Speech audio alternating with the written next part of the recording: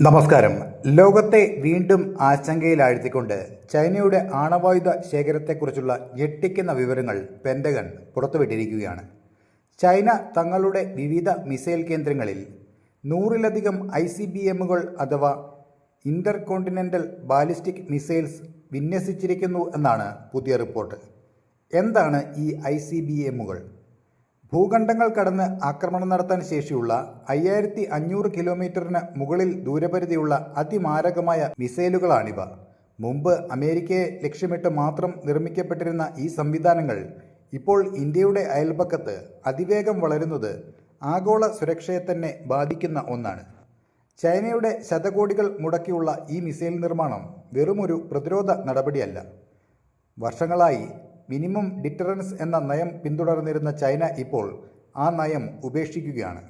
ഭൂമിക്കടിയിൽ നിർമ്മിച്ച കൂറ്റൻ ട്യൂബുകളാണ് സൈലോകൾ.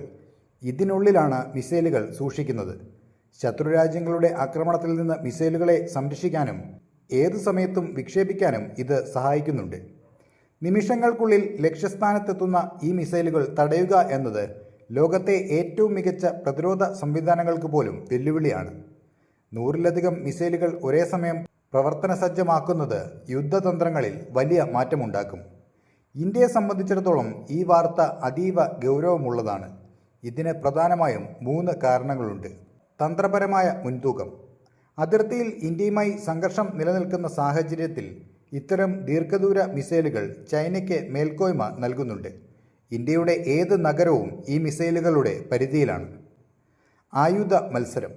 ചൈന ആയുധങ്ങൾ വർദ്ധിപ്പിക്കുമ്പോൾ ഇന്ത്യക്കും തങ്ങളുടെ പ്രതിരോധ സംവിധാനങ്ങളും കൂടുതൽ ശക്തിപ്പെടുത്തേണ്ടി വരും. ഇത് മേഖലയിൽ ഒരു ആംസ് റേസ് സൃഷ്ടിക്കും. കൂടാതെ പാകിസ്ഥാനുമായി അടുത്ത ബന്ധം പുലർത്തുന്ന ചൈനയുടെ സൈനിക വളർച്ച ഇന്ത്യക്ക് 2 അതിർത്തികളിൽ ഒരേ സമയം വെല്ലുവിളി ഉയർത്തും. ചുരുക്കത്തിൽ ചൈനയുടെ ഈ നീക്കം ഏഷ്യയിലെ ശക്തി സന്തുലിതാവസ്ഥയെ തകർക്കുന്ന ഒന്നാണ്.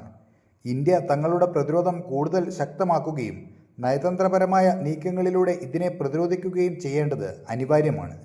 ശാന്തിയും സമാധാനവും ആഗ്രഹിക്കുന്ന ലോകത്തിന് ചൈനയുടെ ഈ നീക്കം ഒരു മുന്നറിയിപ്പാണ്.